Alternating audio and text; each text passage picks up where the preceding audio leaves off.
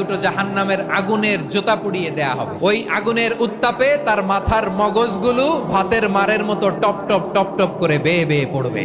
জাহান্নামের অবস্থা এত ভয়ঙ্কর হবে, জাহান্নামের ভেতরে লক্ষ লক্ষ কোটি কোটি কাফির মুশরিককে দেওয়ার পরেও জাহান্নাম বলবে আরো আছে নাকি, আরো দাও, আমার ক্ষুধা নিবারণ হয় নাই। জাহান্নাম এত উত্তপ্ত হবে, জ্বলন্ত হবে, ভয়ঙ্কর হবে, জাহান্নামের এক অংশ আরেক অংশকে খেয়ে ফেলবে। আল্লাহু আকবার।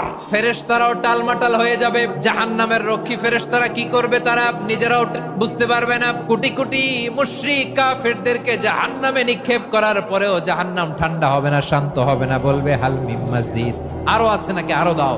তখন আল্লাহ তাআলার কুদরতি পা জাহান্নামের ভেতরে ঢুকিয়ে দিবেন। দেওয়ার সাথে সাথে জাহান্নাম থেকে আওয়াজ আসবে, কত কত বিইজ্জাতিকা ওয়া বিকদরিক, আল্লাহ বিইজ্জাতিকা ওয়া বিকারামিক, আল্লাহ আপনার ইজ্জতের কসম, যথেষ্ট হয়েছে, এনাফ এনাফ। সুবহানাল্লাহ পড়তে পারলেন না মজা করে?